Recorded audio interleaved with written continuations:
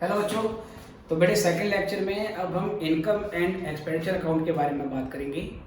Receipt payment account last lecture में हमने समझा और अब इनकम एक्सपेंडिचर क्या चीज़ है उसके बारे में बात करेंगे और ये कैसे रिसिप्ट एंड पेमेंट अकाउंट से डिफरेंट है, ये बहुत अच्छे से आपको और ध्यान से देखना है। ठीक है बेटा, देखिए it is prepared on accrual basis. ये अकाउंट एक्रूवल बेसिस पे बनाया जाता है बेटा। अगर जिन बच्चों को कैश बेसिस और एक्रूवल बेसिस का मतलब समझ में आता है उनके लिए तो बात यहीं पर ख़त्म हो गई। ऐसे बच्चे बोलेंगे सर सीधे या फॉरवर्ड बना दो, बस हमें आपकी बात समझ में आ गई है। ठीक है बेटा। और कुछ हमारे प्यारे बच्चे, मासूम बच्चे, उनको थोड़ा हम और डिटेल में समझाएंगे। It is prepared on accrual basis and it is on nominal account. It is a nominal account similar to profit and loss account। क्या बोल सकते हैं? similar to trading and profit and loss account of a profit motive entity। तो बेटा क्या बोलता है main बात, ये अकाउंट बेटा एक्रूवल बेसिस पे बनाए जाते हैं, ये नॉमिनल अकाउंट है। तो आप पहले रिकॉल करो, आप याद करो कि जो रिसिप्ट एंड पेमेंट अकाउंट है वो तो कैश बेसिस पे बनाया जाता था, ये एक्रूवल बेसिस पे बनता है बेटा। Receipt and payment account real account है। कौन सा अकाउंट है? रियल। कितना कैश आया, कितना कैश गया, similar to cash account sir. Receipt and payment account cash account के जैसा था और वो रियल अकाउंट है। इसके लिए क्या बोला है मैंने, ये एक्रूवल बेसिस पे बनेगा और ये नॉमिनल अकाउंट है। बच्चों नॉमिनल अकाउंट कौन से होते हैं? नॉमिनल अकाउंट में सिर्फ एक्सपेंसेस और इनकम आते हैं। कौन से एक्सपेंस और इनकम? केवल रेवेन्यू नेचर के एक्सपेंसेस और केवल रेवेन्यू नेचर की इनकम। ठीक है बेटे, ओके सर। तो ये अकाउंट एक्रूवल बेसिस से बनाया जाता है, ये नॉमिनल अकाउंट है। ठीक है सर।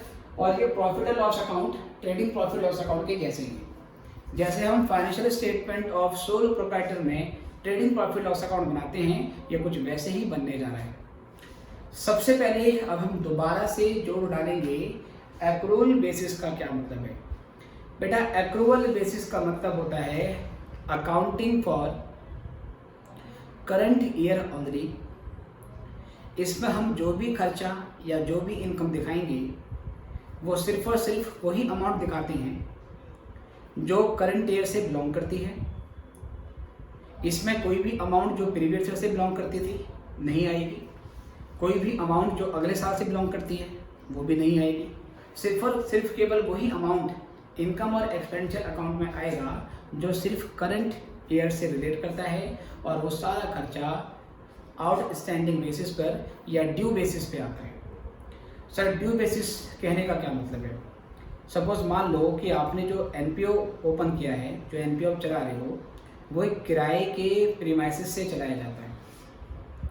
उसका एक महीने का किराया मान लीजिए बेटा 20,000 रुपया पर मंथ है, तो 12 महीने का उसका जो रेंट हुआ वो हो गया 20,000 मल्टीप्लाइड बाय 12, 2,40,000 रुपये।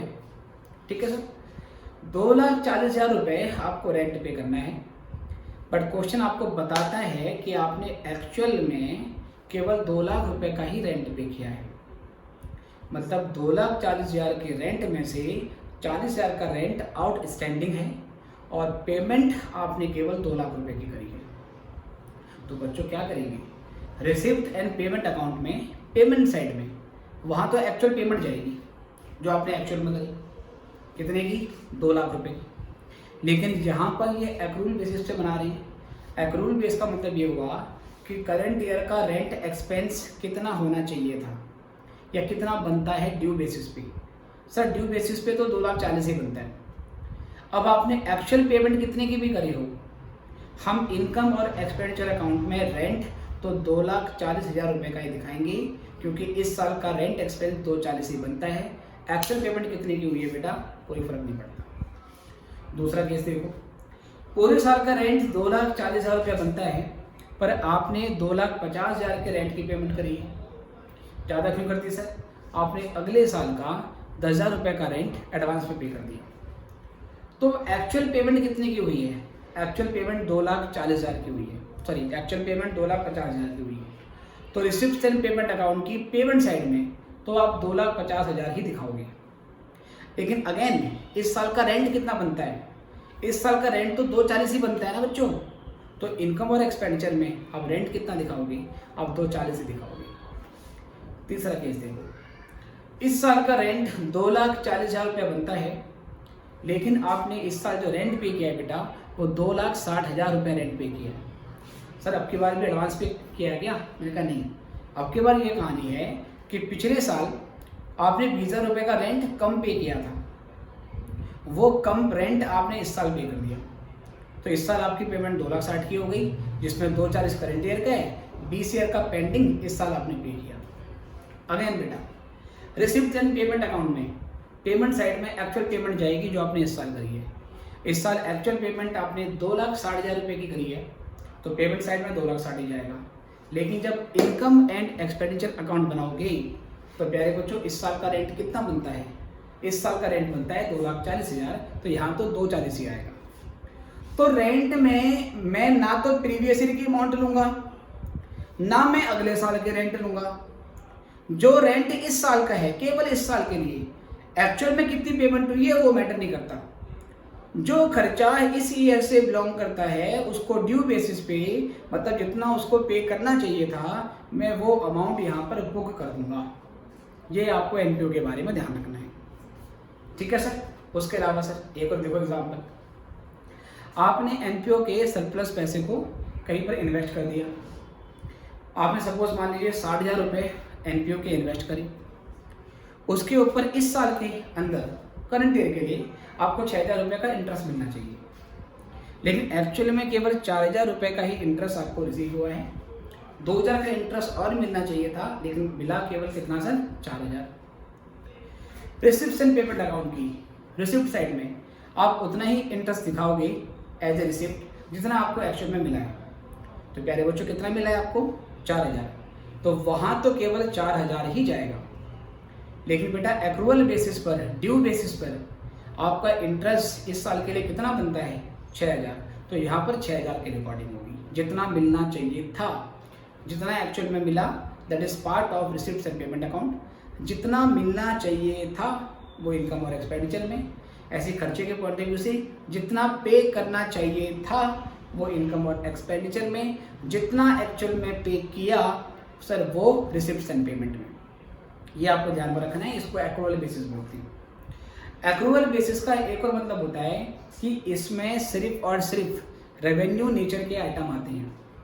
इसमें रिकरिंग रिसिप्ट्स, रिकरिंग एक्सपेंसेस, ऐसी इनकम जो रेगुलर इंटरवल पे रिसीव होती रहती है, ऐसे खर्चे जो रेगुलर इंटरवल पर रिपीट करते रहते हैं, जो आपको शॉर्ट टर्म बेनिफिट देते हैं, जिसके साथ में कोई फ्यूचर इम्प्लीकेशन नहीं होती, वो वही खर्चा और इनकम और एक्सपेंडिचर में आएगा। जो कैपिटल नेचर के आइटम होते हैं उसमें हमेशा कुछ ना कुछ फ्यूचर एलिमेंट होता है, और जो भी कैपिटल नेचर का आइटम होगा जिसमें फ्यूचर एलिमेंट है तो बेटा वो इसमें नहीं आएगा। तो किसी भी तरीके की कैपिटल रिसिप्ट्स, किसी भी तरीके की कैपिटल पेमेंट वो इस अकाउंट में नहीं आती है। अभी मैं सारी बातें यहाँ पे नोट डाउन भी करूँगा।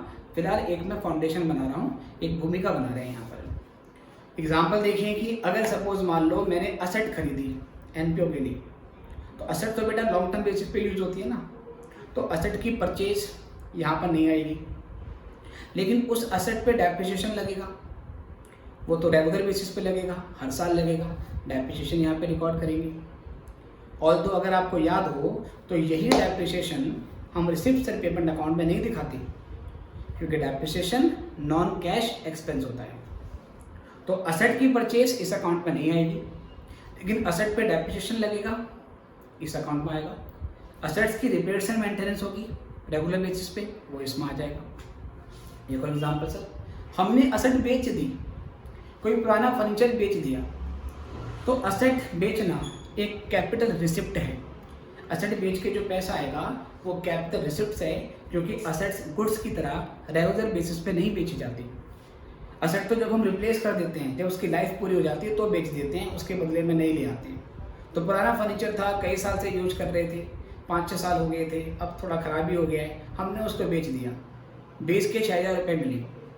अब क्योंकि असेट से मिलने वाला पैसा कैपिटल रिसिप्ट्स है, तो वो मैं इस अकाउंट पर रिकॉर्ड नहीं करूँगा, राइट सर, क्योंकि ये रेगुलर रिसिप्ट नहीं है, इसलिए यहाँ पर नहीं आएगी। लेकिन मैंने जो फर्नीचर 6,000 रुपये में बेचा, उसकी बुक वैल्यू 8,000 रुपये की थी, राइट। तो 8,000 की बुक वैल्यू वाले फर्नीचर को अगर मैं 6,000 में बेच रहा हूँ तो मुझे 2,000 का लॉस हो रहा है।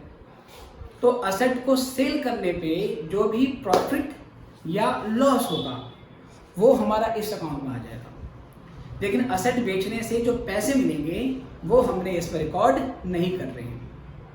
अगर किसी असेट को करंट ईयर में हम डिस्पोज कर देते हैं, ख़त्म कर देते हैं, कोई असेट्स अगर करंट ईयर में अपना एग्जिस्टेंस खो रही है, वो फॉरएवर जा रही है, टाटा बाय बाय कर रही है, तो हम कहते हैं चले जाओ, तुमको दुआ में याद रखेंगे।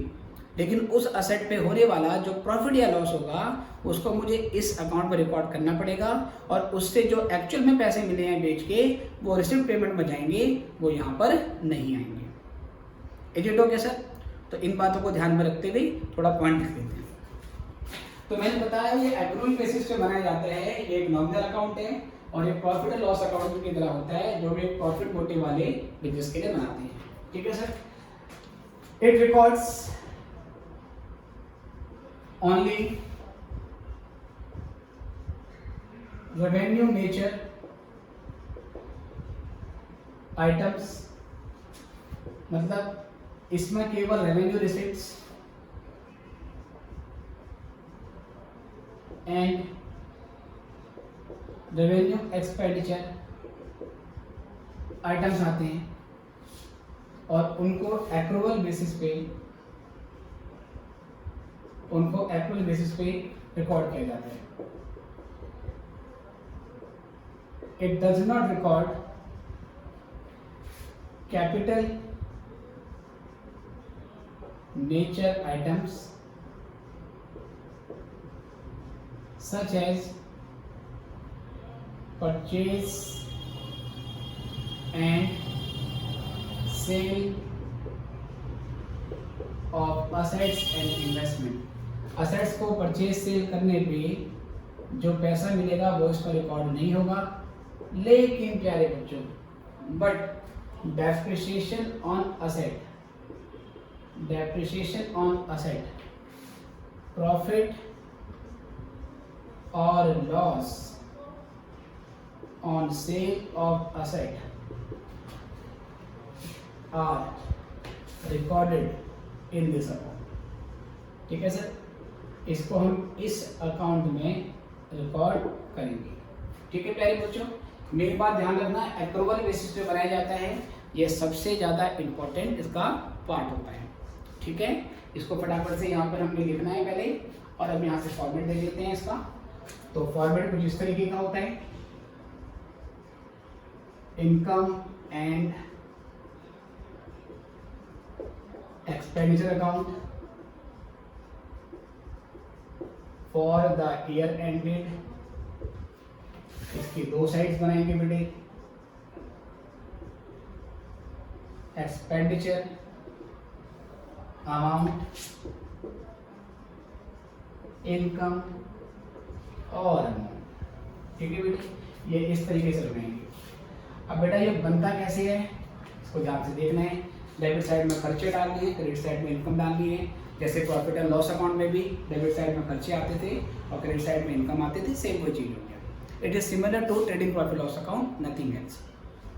बनाते वक्त क्या ध्यान रखेंगे, जब इसको बनाएंगे तो बनाने से पहले हम रिसिप्ट एंड पेमेंट अकाउंट को देखेंगे, राइट। उसके पेमेंट साइड के जो आइटम्स होंगे उनको ध्यान में रखते हुए हमने यहाँ पर पोस्टिंग करनी है।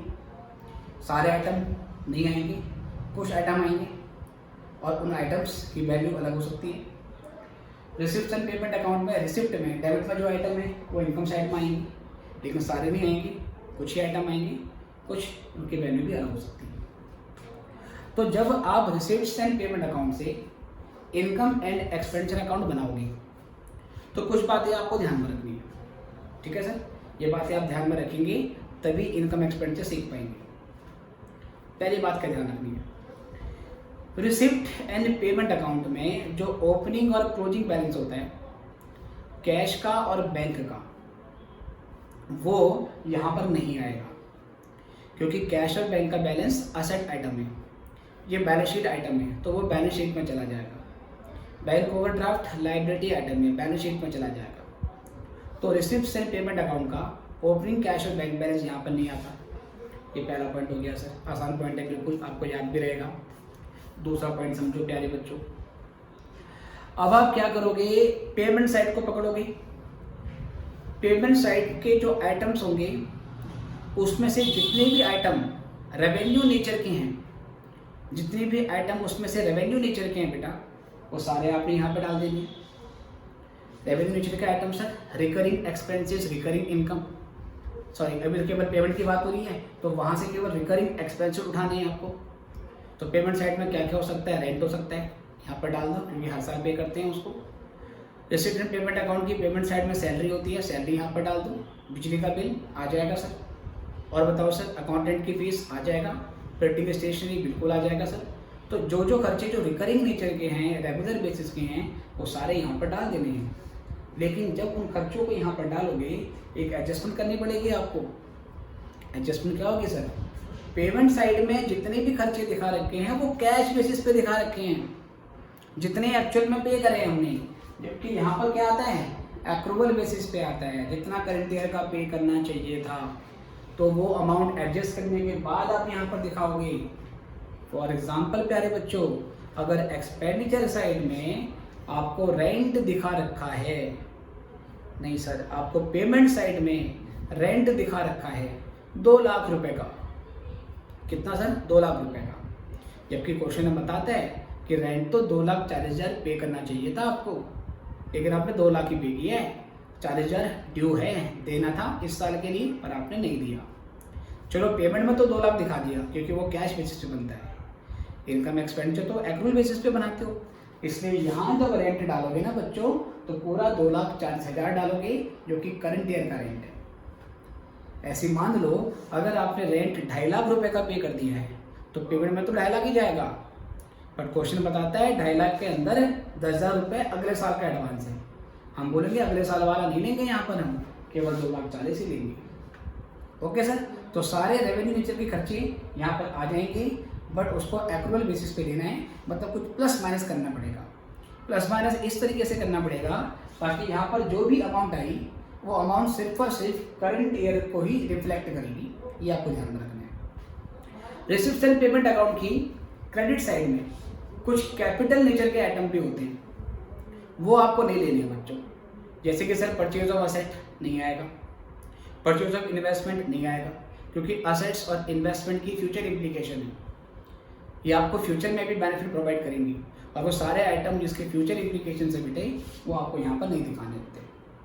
पक्का सर, तो कुछ खर्चे उठा के यहाँ पे डाल देता हूँ, जैसे कि मैंने कहा वहाँ से रेंट आएगा, वहाँ से सैलरी आएगा, ठीक है सर, और प्रिंटिंग एंड स्टेशनरी आएगा,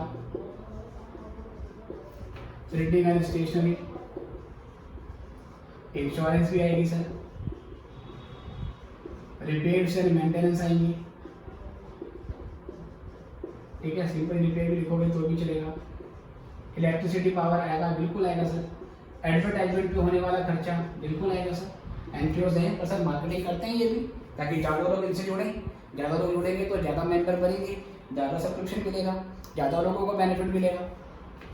इसके अलावा बेटा असेट की परचेज से नहीं आएगी, लेकिन loss on sale of asset वो यहाँ पर आ जाएगा। इसके अलावा सर डेप्रिसिएशन ऑन असेट ये यहाँ पर आ जाएगा। क्रेडिट साइड में इनकम आएगी सर रेगुलर बेसिस, ठीक है सर। जैसे एंट्रेंस फीस, अब एंट्रेंस फीस सर कभी यहाँ पर आएगी कभी नहीं आएगी, कभी मैं स्टार लगा रहा हूँ इसके ऊपर में।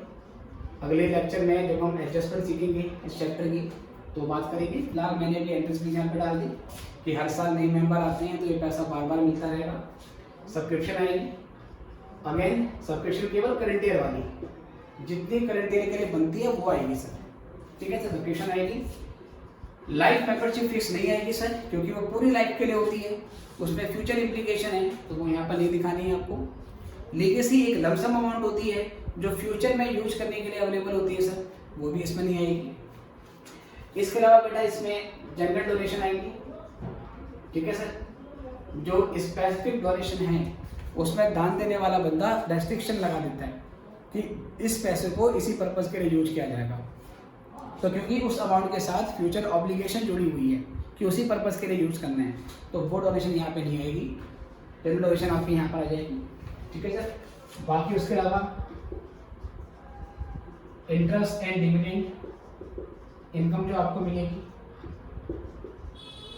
जितनी करंट ईयर के लिए बनती है सर, अगर करंट ईयर का इंटरेस्ट और डिविडेंड 12,000 रुपये बनता है तो 12,000 ही आएगा, चाहे एक्चुअल से 12,000 से कम की हुई हो वो फर्क नहीं पड़ता, क्योंकि पूरा अकाउंट एक्रूअल बेसिस पे है ना।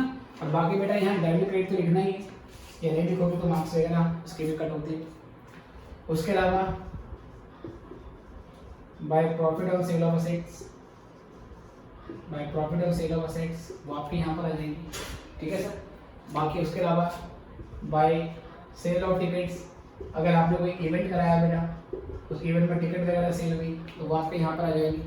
उस प्रोग्राम में जो एक्सपेंस हुई तो प्रोग्राम एक्सपेंसेस वो यहाँ पर आ जाएंगे। ये सब करने के बाद प्यारे बच्चों आप दोनों साइड का डिफरेंस निकालेंगे।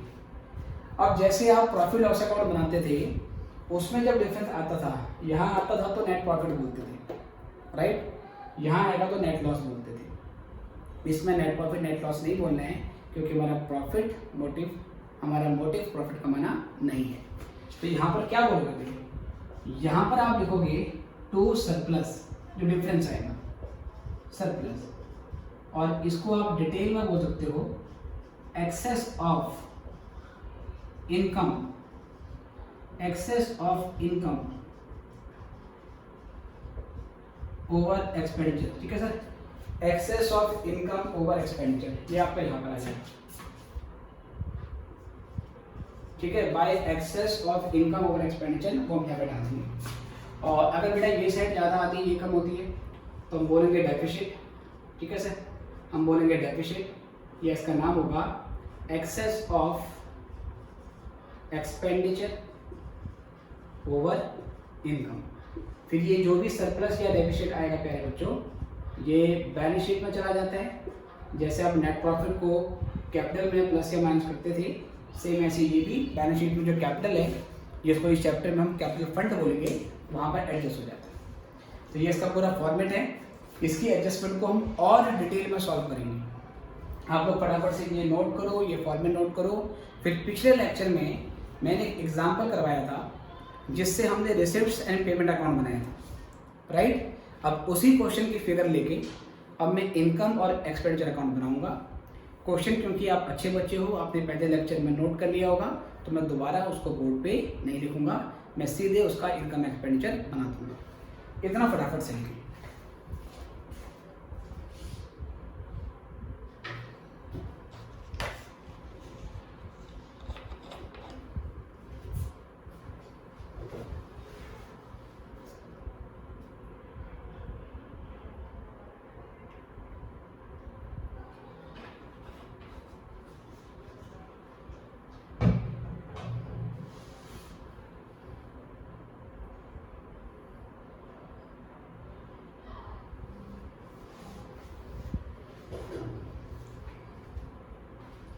जी बच्चों, आई गेस आपने नोट कर लिया है, तो मैं इसको मिटाता हूँ।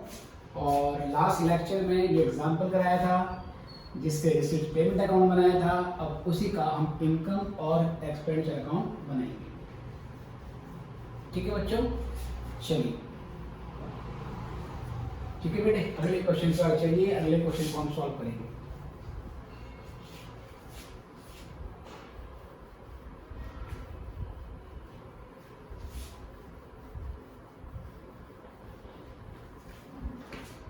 जी प्यारे बच्चों, तो हम उसी क्वेश्चन के लिए बना रहे हैं इनकम और expenditure account. Income and expenditure account for the year end date, उसका ईयर एंड था 31/3/16 आई गेस, ठीक है सर। साल हो सकता है अभी पीछे हो, अब देख लेना, ठीक है। तो ये हो गया हमारा एक्सपेंडिचर और ये हो गया बेटा अमाउंट, और यहाँ पर इनकम और ये बेटा यहाँ पर अमाउंट, ठीक है बेटे। तो ये क्रेडिट और ये क्या है बच्चों डेबिट। तो क्या बातें ध्यान रखनी है, सबसे पहले सर आप रिसिप्ट और पेमेंट अकाउंट की पेमेंट साइड पकड़ो, पेमेंट साइड के आइटम हम यहाँ पर डालेंगे, और अगर पेमेंट साइड में कोई ओपनिंग बैलेंस है लाइक ओपनिंग बैंक ओवरड्राफ्ट है तो बेटा वो यहाँ पर नहीं आएगा, है ना। तो opening cash, opening bank balance और बैंक ओवरड्राफ्ट ये नहीं आते हैं। पेमेंट साइड बेटा ध्यान से देखेंगे, ये हम ऐसा करते हैं एक एक करके पूरे आइटम फिर से देख लेते हैं। अगर आप उसी क्वेश्चन पे वापस जाओ बेटा, ध्यान से देखना, सबसे पहले क्या दिया था आपको, सबसे पहले आपको ओपनिंग कैश और ओपनिंग बैंक बैलेंस दिया था। ओपनिंग कैश था बेटा आपका 18,000, ठीक है, क्वेश्चन मेरे पास अवेलेबल है, और ओपनिंग बैंक था आपके पास 72,000 बेटे। तो 18,000 और 72 का ओपनिंग कैश और बैंक बैलेंस वो इसमें नहीं आता, राइट बेटे। किसी भी opening closing cash bank balance को, बैंक ओवरड्राफ्ट को इस अकाउंट में नहीं लिखते। अगला पॉइंट बेटा, एंट्रेंस फीस आपको रिसीव हुई है 40,000 की, ये आपकी इनकम है, तो एंट्रेंस फीस हम यहाँ पर इनकम साइड में डाल देंगे। और तो एंट्रेंस फीस के बारे में और भी पॉसिबल एडजस्टमेंट हैं जो मैं धीरे धीरे डिस्कस करूँगा। तो मैंने यहाँ पर क्या करा, जो एंट्रेंस फीस है प्यारे बच्चों वो 40,000 रुपये की यहाँ पर डाल दी, ठीक है सर। 40,000 का एंट्रेंस फीस यहाँ पर डाल दिया हमने, परफेक्ट सर। और देखो सर, सब्सक्रिप्शन फीस आपको मिली है 1,60,000, ठीक है सर, 1,60,000 की मिली, लेकिन इस साल की होती कितनी, इस साल के लिए मिलनी कितनी चाहिए थी। इसी क्वेश्चन में कहता है 1,60,000 की आपको जो एंट्रेंस फीस मिली है इसमें 10,000 रुपये पिछले साल की हैं, 15,000 रुपये अगले साल के हैं। तो प्यारे बच्चों, हम इनकम और एक्सपेंडिचर अकाउंट एक्रूवल बेसिस पे बनाते हैं, तो सब्सक्रिप्शन का केवल वही अमाउंट यहाँ पे लिखेंगे जो केवल करंट ईयर से बिलोंग करता है, पिछले वाला अगला वाला नहीं आएगा। तो मैं क्या करूँगा सर, यहाँ पर बाय एंट्रेंस फीस जो कि 1,60,000 की है, इसमें 10,000 पिछले साल का था, हटा दिया, और इसी में 15,000 रुपये अगले साल का है बेटा, वो भी हटा दिया। और सॉरी एंट्रेंस फीस नहीं, ये तो बेटा सब्सक्रिप्शन है, सॉरी माय मिस्टेक। तो पहले यहाँ पर हम बाय सब्सक्रिप्शन लिखेंगे। सब्सक्रिप्शन में 1,60,000 रुपये आपको मिले हैं, जिसमें क्वेश्चन बता रहा था 10,000 रुपये आपका पिछले साल का है, 15,000 रुपये आपका अगले साल का है। तो क्योंकि ये अमाउंट करंट ईयर से रिलेट नहीं करती, इसको हटाना पड़ेगा। 1,60,000 में से 25 माइनस कर लो, तो 160 में से 20 गए, 140 में से 5 गए बेटा 135, तो 1,35,000 की अमाउंट आपके यहाँ पर आ जाएगी। Perfect sir. आगे देखो, आगे बेटा अगला पॉइंट आपको दिया हुआ है rent expense for current year 88,000। Current year का रेंट आपका बनता है 88,000। लाइन ध्यान से पढ़नी है, rent expense for current year. ये रेंट ऑलरेडी इस साल के लिए बता रखा है कि इतना आपको पे करना है, जिसमें ब्रैकेट में कह रहे हैं कि 12,000 रुपये करंट ईयर का आउटस्टैंडिंग है। बेटा कोई फर्क नहीं पड़ता, जब पूरा रेंट 88,000 इस साल के लिए बताए रखा है, तो इस 88 में 12,000 जो नहीं दिया वो ऑलरेडी इंक्लूड है। तो यहाँ पर एक्सपेंस में मैं रेंट लिखूँगा जो इस साल का है 88,000 का, तो वो मैंने यहाँ पर डाल दिया। ठीक है प्यारे बच्चों, अगले आइटम में आएंगे। अगला आइटम है donation for club hall. Donation मिला है किसके लिए बेटा? क्लब हॉल के लिए। ये डोनेशन स्पेसिफिक है, तो मैंने बताया स्पेसिफिक डोनेशन नहीं आती है बेटे, तो हम स्पेसिफिक डोनेशन को यहाँ पे रिकॉर्ड नहीं करेंगे, क्योंकि स्पेसिफिक डोनेशन को लायबिलिटी माना जाता है। इसमें यूज करने की रेस्ट्रिक्शन होती है, इसमें फ्यूचर ऑब्लिगेशन है कि ये अमाउंट सिर्फ और सिर्फ क्लब हॉल के लिए यूज करना है, इसलिए यहाँ पर नहीं आएगा। अगर सिर्फ डोनेशन बोल देता, डोनेशन रिसीव्ड, तो बेटा यहाँ ले लेते हैं। और देखो इन्वेस्टमेंट है बेटा आपकी 50,000 की, तो बेटा ये तो असेट होती है, मैंने बताया असेट की परचेज इसमें नहीं आती है। अगला पॉइंट, इंटरेस्ट ऑन इन्वेस्टमेंट 12,000। आपको 12,000 रुपये का इंटरेस्ट मिलना चाहिए करंट ईयर के लिए, जिसमें से 5,000 एक्रूड है, तो मिला कितना? 7,000। जो 7,000 मिला वो तो डाल दिया था रिसिप्ट पेमेंट अकाउंट की रिसिप्ट साइड में, लेकिन मिलना कितना चाहिए था 12,000। इसलिए ये अकाउंट क्योंकि एक्रूवल बेसिस पे बनाते हैं तो यहाँ तो प्यारे बच्चों 12,000 ही आएगा। तो हम क्या करेंगे यहाँ पे लिखेंगे बाय क्या नाम है, विच item it is, interest, bye interest on investment. यहाँ पर पूरा 12,000 ही डालोगे आप, ठीक है सर, जितना करंट ईयर का बनता है। अगला आइटम है परचेज ऑफ असेट। असेट की परचेज से नहीं आता, डेप ऑन असेट बेटा डेप्रिसिएशन आएगा क्योंकि ये रूटीन बेसिस पे हर साल लगाया जाता है। तो 8,000 का डेप्रिसिएशन आप एक्सपेंडिचर में यहाँ पर डाल दोगे। तो डेप्रिसिएशन ऑन असेट अगेन ये आ गया बेटा आपका 8,000, ठीक है प्यारे बच्चों। इसके अलावा क्लोजिंग बैलेंस है मैंने बताया वो इसमें नहीं आएगा। तो सारे आइटम हो गए। एंट्रेंस फीस ले ली बेटा मैंने यहाँ पे, सब्सक्रिप्शन हो गया, एडजस्ट किया था उसको मैंने, रेंट ले लिया है, क्लब और का डोनेशन नहीं आएगा, इन्वेस्टमेंट नहीं आएगी, इंटरेस्ट और इन्वेस्टमेंट ले लिया मैंने, असेट की परचेज नहीं आएगी, डेप आएगा, उसके अलावा और कुछ नहीं था। अब यहाँ से कर लेंगे टोटल और यहाँ से टोटल निकालने के बाद हम निकालेंगे डिफरेंस। 1,35,000 में 40 जोड़ दो बेटे, तो 1,35,000 में 40 जोड़ देंगे तो ये हो जाएगा हमारा 175 और 185 तो 187,000। 187,000 में से आप ये माइनस कर दोगे तो जो डिफरेंस आएगा प्यारे बच्चों उसको बोलेंगे सरप्लस। तो 187 में से माइनस करेंगे 96, ठीक है बेटे, 17 में से 6 गया 1, 18 में से 9 गए 9, तो ये 91,000 का आपका अमाउंट आ जाएगा, ठीक है प्यारे बच्चों। तो it is all about income and expenditure account. एक एग्जाम्पल में और लिखवाता हूँ और सॉल्व करवाता हूँ ताकि ये पक्का हो जाए, और अगले लेक्चर में फिर इनकम और एक्सपेंडिचर की एडजस्टमेंट को और डिटेल में समझने की कोशिश करेंगे। राइट, आप ये नोट कर लीजिए, तब तक मैं अगला क्वेश्चन ढूंढता हूँ और करवाता हूँ।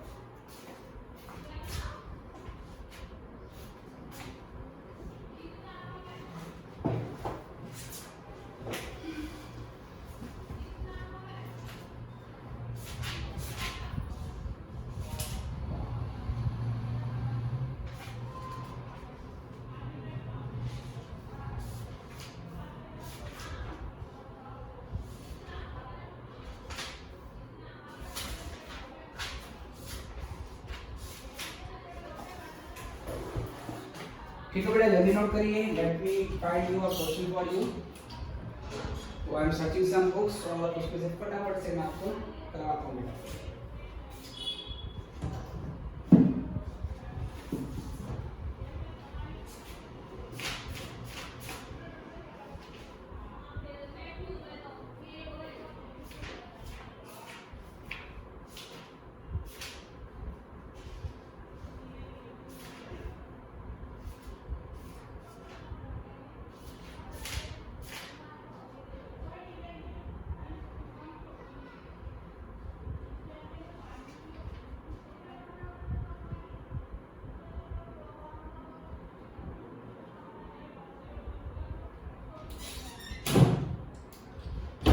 चलिए बच्चों, एक क्वेश्चन भी मिला है, ठीक है, ज़्यादा टफ क्वेश्चन नहीं है, आसान क्वेश्चन ही है, लेकिन फिर भी थोड़ा और प्रैक्टिस के लिए आपको मैं एक क्वेश्चन और करवा देता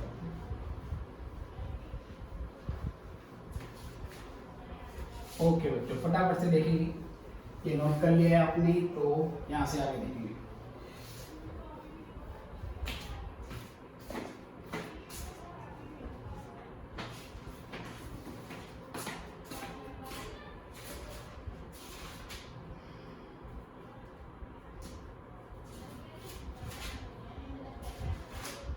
ये बच्चों देखेंगे ध्यान से। तो क्वेश्चन में कहता है from the following information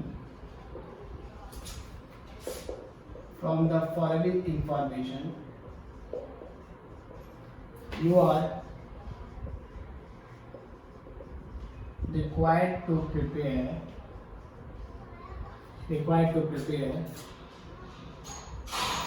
a receipts and payment account,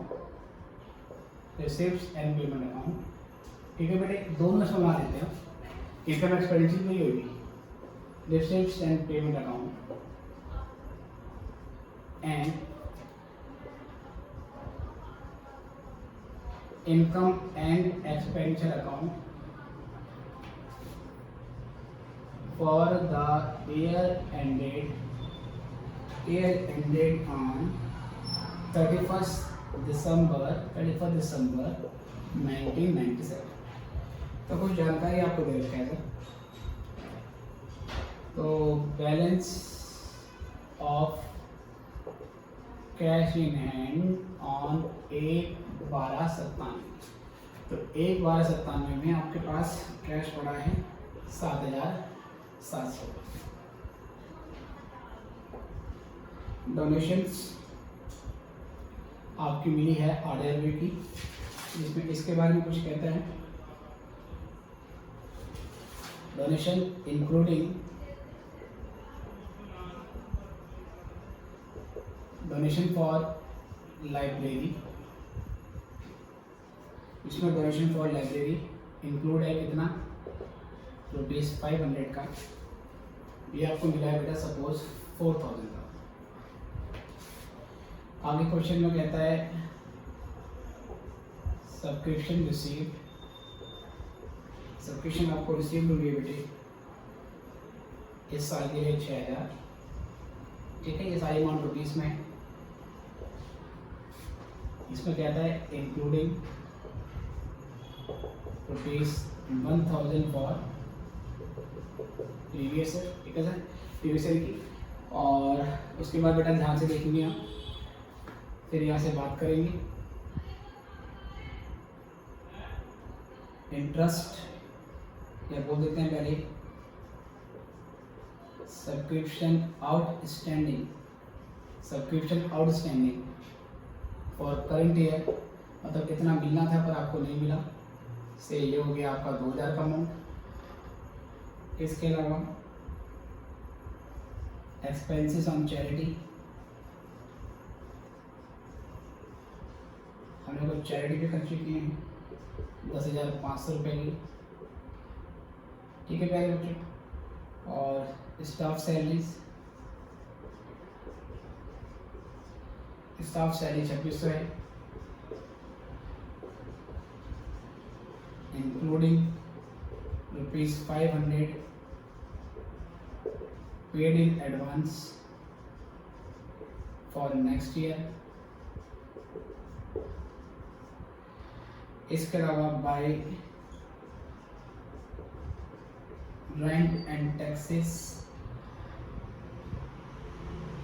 paid, या आपने पे किया बच्चों, इसका अमाउंट है 1,200 रुपये का। कहता है इसके अलावा 1,200 में पे करा है, इसमें इंक्लूडिंग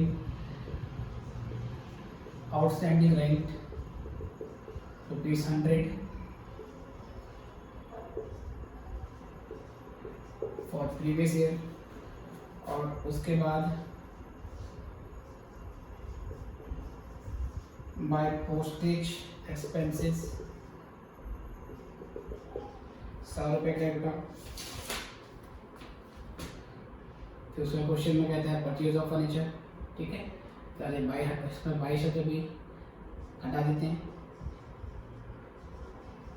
परचेज ऑफ फर्नीचर 750।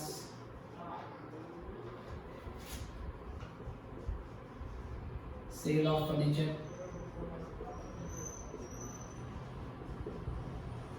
इसकी बुक वैल्यू 1,800 थी, 1,500।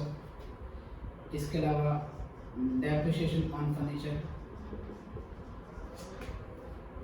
ये बेटा आपका सेल 3,000। ठीक है, इसके अलावा बेटा और कुछ जानकारी इसमें नहीं दी है। तो ये हमारा क्वेश्चन है, इसको आप नोट करेंगे। और इस क्वेश्चन में आपसे डिमांड की गई है कि आपको रिसिप्ट एंड पेमेंट अकाउंट और इनकम और एक्सपेंडिचर अकाउंट दोनों बनाने हैं। ठीक है, तो आप पहले ये लिखो, फिर मैं इसको सॉल्व कराता हूँ।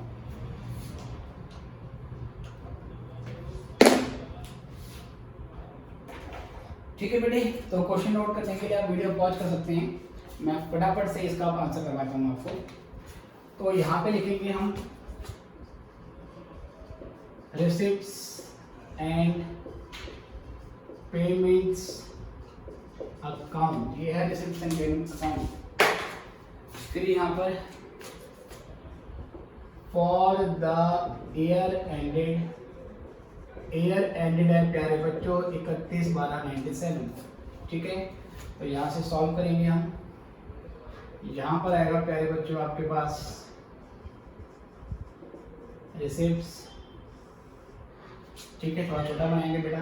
यहाँ पर अमाउंट और यहाँ पर पेमेंट्स और फिर यहाँ पर अमाउंट और यहाँ पे लिख रहा हूँ डेबिट और यहाँ लिख रहा हूँ बेटा क्रेडिट, ठीक है प्यारे बच्चों। और इसके बाद नीचे बनाएंगे इस हिस्से पे हम income and expenditure account for the year ended है आपका 31/12/97, ठीक है सर। तो यहाँ पे लिखेंगे एक्सपेंडिचर अमाउंट, यहाँ पे इनकम प्यारे बच्चों, यहाँ पर अमाउंट और ये डेबिट और क्रेडिट। तो फटाफट से आप ये फॉर्मेट बनाइए, क्वेश्चन लिख लीजिए, नहीं लिखा है तो फिर हम धीरे धीरे इसको बनाएंगे। जल्दी करो बच्चों।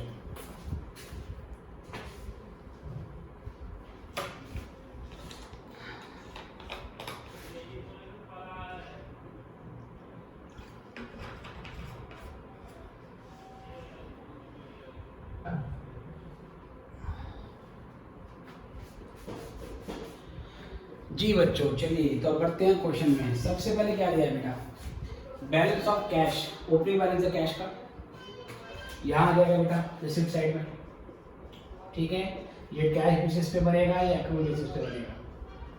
टू बैलेंस बीडी और यहाँ पे लिखा हमने कैश इन हैंड 7,700 बेटा। आपके पास बैंक बैलेंस नहीं है, इसका मतलब बैंक ट्रांजेक्शन नहीं हुई है, सब कुछ कैश में हो रहा है। कहता है डोनेशन आपको रिसीव हुई है बेटा 4,000 की, ठीक है। पहले जो डोनेशन आपको मिल गई वो पूरी यहाँ पे डाल दो, क्योंकि डोनेशन किसी भी तरीके की हो जो मिल जाएगी वो रिसिप्ट पर डाल देंगे। अब पढ़ेंगे क्या क्या है। कहता है डोनेशन आपको 4,000 रुपये की मिली है, जिसमें से 500 रुपये की डोनेशन कौन सी है, डोनेशन फॉर लाइब्रेरी। 4,000 में से 500 रुपये की जो डोनेशन है वो लाइब्रेरी के लिए मिली है, ठीक है बेटे। ध्यान रखना इस लेक्चर में मैं फिलहाल अभी इनकम एक्सपेंडिचर डायरेक्टली आपको बताना सिखा रहा हूँ। ऑल्दो अभी बहुत सारी एडजस्टमेंट है, लाइक डोनेशन के बारे में अलग से नोट लिखवाना है मुझे, एंट्री फीस के बारे में लिखवाना है, सब्सक्रिप्शन की कैलकुलेशन है बेटा, बहुत सारी चीज़ें हैं। तो वो हम ना लेक्चर 3 के बाद सीखेंगे। अभी केवल आपको मैं बेसिक फाउंडेशन नॉलेज यहाँ पर दे रहा हूँ। तो 4,000 रुपये का डोनेशन आपको मिला, जिसमें से 500 रुपये का डोनेशन लाइब्रेरी के लिए यूज करना है। तो ये बेटा स्पेसिफिक हो गया, स्पेसिफिक हो गया है। तो 4,000 में से 500 को हटा दो, कितना बच जाएगा बेटा 3,500। तो जो 3,500 का डोनेशन है ना वो हम यहाँ डालेंगे, बाय डोनेशन 3,500, राइट बच्चों। आगे देखिए, सब्सक्रिप्शन आपको रिसीव हुई है बेटा 6,000 की, मिल गई, कैश आ गया। तो जो मिल गया बेटा वो यहाँ डाल देंगे, टू सब्सक्रिप्शन 6,000, राइट सर। कहता है जिसमें से ना आप क्या बोलते हैं 1,000 रुपये की सब्सक्रिप्शन पिछले साल की है। तो जब ये सब्सक्रिप्शन इनकम साइड में लेके जाएंगे बच्चों, तो पहले यहाँ पे लिखोगे आप बाय सब्सक्रिप्शन। आप बोलोगे 6,000 मिली है, लेकिन इस 6,000 में से 1,000 रुपये पिछले साल की है। तो क्योंकि वो 1,000 रुपये इस साल से बिलोंग नहीं करते, ये अकाउंट एक्रूअल बेसिस पे है, इसे 1,000 माइनस कर देंगे। और जो इसे ब्रैकेट में नहीं करते पूरा लिखना पड़ेगा, less outstanding for previous year, है ना। वो हम आगे आने वाले लेक्चर में करेंगे। अभी शुरू के 2 लेक्चर केवल बेसिक नॉलेज के लिए। तो 6,000 पहले जो रिसीव हुई वो यहाँ पे डाल दी, 1,000 माइनस कर दी, क्योंकि 6,000 में से 1,000 रुपये लास्ट ईयर का मिला है। और भी देखो सर, कह रहे हैं करंट ईयर के 2,000 रुपये और मिलने बाकी हैं। क्योंकि ये 2,000 अभी मुझे मिले ही नहीं हैं, तो ये यहाँ तो नहीं आएगा क्योंकि मिला ही नहीं है, पर मिलना है करंट ईयर का। इसका मतलब ये 2,000 करंट ईयर से रिलेट करता है। और मैंने बताया इनकम एक्सपेंडिचर में सारे खर्चे और इनकम ड्यू बेसिस पे दिखाते हैं। तो क्योंकि 2000 करंट ईयर में ही मिलना था तो इसमें प्लस 2000 कर देंगे, तो बेटा 7000 का अमाउंट यहाँ पर डाल देंगे। ठीक है। और देखो सर, चैरिटी भी हमने एक्सपेंस किया 10,500 रुपये का, ये नहीं बोला हुआ पेड है या ड्यू है, और कितना ड्यू है उसके बारे में कोई जानकारी भी क्वेश्चन में नहीं दी मैंने, तो हम ये मानेंगे सेम अमाउंट पे करिए और सेम अमाउंट ही ड्यू होगी। चैरिटी भी रेगुलर एक्सपेंस होता है, इस एक्सपेंस की फ्यूचर इम्प्लीकेशन नहीं है। कहते हैं ना नेकी कर कुएं में डाल, नेकी कर धक्का मार, बस आप भला कर दो और छोड़ दो सर। तो आपने भला कर दिया, ये एक्सपेंस हो गया इस साल का, तो पहले जो 10,500 की पेमेंट करी वो यहाँ डाल देंगे बाय चैरिटी ऑन एक्सपेंसेस 10,500 रुपये बेटा, और यही चैरिटी एक्सपेंसेस एक्रूअल बेसिस पे यहाँ पर भी आ जाएगा। चैरिटी ऑन एक्सपेंसेस 10,500 रुपये का सर सेम अमाउंट है। स्टाफ की सैलरी सर 2600 रुपये की है ना, स्टाफ की सैलरी बेटा आपने पे करी है, ये मैं यहाँ पे पे लिख रहा हूँ। स्टाफ सैलरी आपने पे करी है 2600 की, पे कर दी, कैश चला गया, यहाँ लिख दो बाय स्टैम्प सैलरी, जितनी सैलरी है यहाँ डाल दो बेटी। बट आगे क्वेश्चन में क्या बोलता है बेटा, ध्यान देखेंगे आगे क्वेश्चन में क्या बोलता है। आगे हमसे क्वेश्चन में बोलता है बेटा उसके बाद कि स्टाफ सैलरी 2600 की आपने पे करी है, जिसमें से 500 रुपये आपने एडवांस पे किया है अगले साल के लिए, तो इस 2600 में से 500 रुपये अगले साल का है, अगले साल का सर, इस साल का तो नहीं है ना। तो जब यहाँ पे लेके आओगे आप यहाँ पे लिखोगे स्टाफ सैलरी बेटा, तो स्टाफ सैलरी, तो यहाँ पर जब स्टाफ की सैलरी लिखोगे तो 2600 में से जो 500 रुपये पिछले साल से बिलोंग करते हैं प्यारे बच्चों, वो यहाँ माइनस कर देंगे, तो 2600 में से 500 माइनस कर देंगे, तो 2100 का अमाउंट यहाँ पर आ जाएगा। Right sir. आगे क्वेश्चन में कहता है रेंट और टैक्सेस पेड सर, आपने रेंट और टैक्सेस पे करे हैं कितने के 1200 के पे कर दिए सर, खर्चा है, कैश चला गया, देख लो। तो यहाँ पर बाय रेंट एंड टैक्सेस 1200 रुपये का प्यारे बच्चों। राइट बच्चों। आगे देखो सर क्या बोलता है ब्रैकेट में, कहता है इसमें ना 100 रुपये आउटस्टैंडिंग रेंट इंक्लूड है पिछले साल का। ठीक है सर, इसका मतलब जो 100 रुपये का रेंट पिछले साल आउटस्टैंडिंग था वो आपने इस साल पे किया है, लास्ट ईयर का खर्चा आप इस साल पे कर रहे हो, वो इस 1200 में इंक्लूड है। तो बेटा इसमें से जो 100 रुपये है प्यारे बच्चों वो तो पिछले साल का है, इस साल का तो नहीं है। तो यहाँ पर जब आप सर रेंट लिखोगे तो रेंट, तो 1200 के रेंट में से आपको 100 रुपये माइनस कर देना है और यहाँ केवल 1100 लिखना है। और देखो सर आगे क्वेश्चन में कहता है पोस्टेज के एक्सपेंसेस कितने हैं सर, 750 है। उससे पहले एक और रह गया बेटा, और ये 100 रुपये बेटा शायद मैंने 2 बार लिख दिया, चलो ये 100 रुपये इसी के लिए था है ना, नहीं बेटा ये 100 रुपये पोस्टेज के लिए है। राइट बेटा, इसी पोस्टेज के 100 रुपये हैं, पोस्टेज के 100 रुपये खर्च में ये नहीं बोला हुआ ड्यू या पेड, तो हम मानेंगे यही ड्यू है और यही पेड है, तो ड्यू बेसिस पे भी यहाँ पर आ जाएगा, पेड बेसिस पे भी यहाँ पर आ जाएगा। तो बाय पोस्टेज 100, ये 100 यहाँ पर आ गया। आगे क्वेश्चन में कहते हैं परचेज ऑफ फर्नीचर, फर्नीचर आपने परचेज किया बेटा कितने का, 750 रुपये का। ठीक है सर, असेट है, असेट खरीदोगे कैश जाएगा, पेमेंट साइड में आएगी, तो यहाँ पर डाल दोगे बाय फर्नीचर 750 रुपये। लेकिन फर्नीचर क्योंकि असेट है, कैपिटल नेचर का आइटम है, तो बेटा वो पेमेंट साइड में तो आएगा, लेकिन इनकम एक्सपेंडिचर में केवल रेवेन्यू नेचर के आइटम होते हैं, इसलिए सर वो यहाँ पर नहीं आएगी, है ना सर। आगे कहते हैं कि आपने 1500 का फर्नीचर सेल किया है, सेल किया तो कैश आएगा, डाल दो रिसिप्ट पे, तो to cell of furniture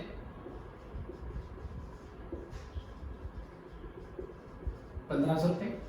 again बेटा असेट फर्नीचर आपने बेचा 1500 रुपये में, कैश आएगा यहाँ पे डाल दिया, लेकिन असेट बेचना कैपिटल नेचर का आइटम होता है, यहाँ नहीं आएगा, लेकिन असेट बेचने पे जो प्रॉफिट या लॉस होगा वो यहाँ रिकॉर्ड किया जाता है। तो 1800 की बुक वैल्यू का फर्नीचर अगर आप 1500 पे बेच रहे हो तो इसका मतलब है प्यारे बच्चों 300 रुपये का आपको क्या होगा सर, लॉस होगा। जो 300 रुपये का लॉस होगा वो हम एक्सपेंडिचर में डाल देंगे। तो loss on sale of furniture, 1800 की बुक वैल्यू का आइटम 1500 में बेचा, तो 300 का लॉस हो गया क्या। आखिरी क्वेश्चन में कहते हैं बेटा फर्नीचर पे आपने डैप लगाया था, 3 जगह डैप लगा दिया नीचे पे, और ये मत कहना सर खरीदा 1500 का है बेचा 750 का है, डैप इनका कैसे लग गया। बेटा आपको फर्नीचर का ओपनिंग बैलेंस क्या दिया है, क्या पता बहुत सारा फर्नीचर हो, लाखों में फर्नीचर हो, उसका इतना पोर्शन बेचा है, इतना नया खरीदा है, और डैप तो टोटल पे लगेगा, तो डैप 3000 हो सकता है सर। तो डेप्रिसिएशन यहाँ पे डाल देते हैं, तो डैप ऑन फर्नीचर ये हमारा 3000 का है। अब सर ये करने के बाद अब दोनों अकाउंट को टैली करेंगे और तो कुछ है नहीं। तो पहले ये जोड़ दो, तो 6 और 4 10 और 7 17, 17 और 1 18, 19,200। यहाँ का हमारा जो टोटल है वो 19,200 आ जाता है। तो यहाँ से डिफरेंस निकालेंगे आप, ठीक है, 19,200 ये हमारा टोटल आ गया 19,200। अब यहाँ से क्या करोगे आप, बाय बैलेंस CD, ये हमारा कैश आएगा सर, इसको जोड़ लो।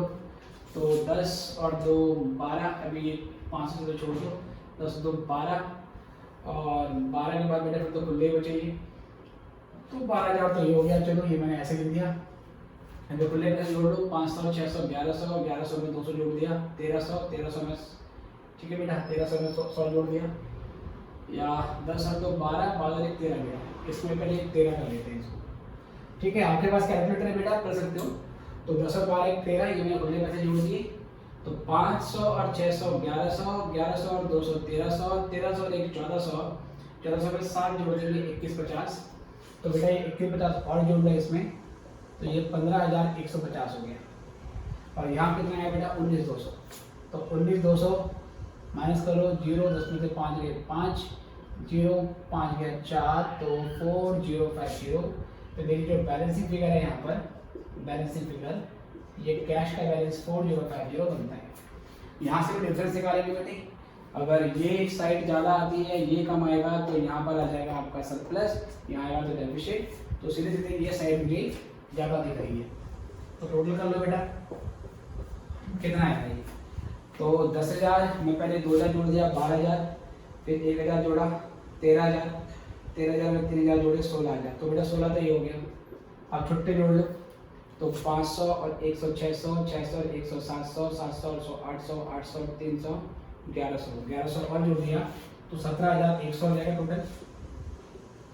17,100 में से आपको माइनस कर देना है कितना बेटा 10,500, तो 17,100 में से 10,500 को माइनस करते हैं 0 0, 11 में से 5 गया 6, और यहाँ पर आएगा बेटा आपके पास कितना 6, ठीक है। तो 6,600 रुपये का बैलेंस आता है, इसको बोला जाएगा डेफिसिट। तो 6600 का बैलेंसिंग फिगर हमारे पास यहाँ से आ जाएगा। ओके बेटे, तो ये मैंने एक ही क्वेश्चन में रिसिप्ट पेमेंट और इनकम एक्सपेंडिचर समझा दिया है। और तो इनकम एक्सपेंडिचर की एडजस्टमेंट अब हम डिटेल में नेक्स्ट लेक्चर में सिखाएंगे। तो अभी के लिए इतना ही, फिर आपसे मिलेंगे नेक्स्ट लेक्चर में। Good bye.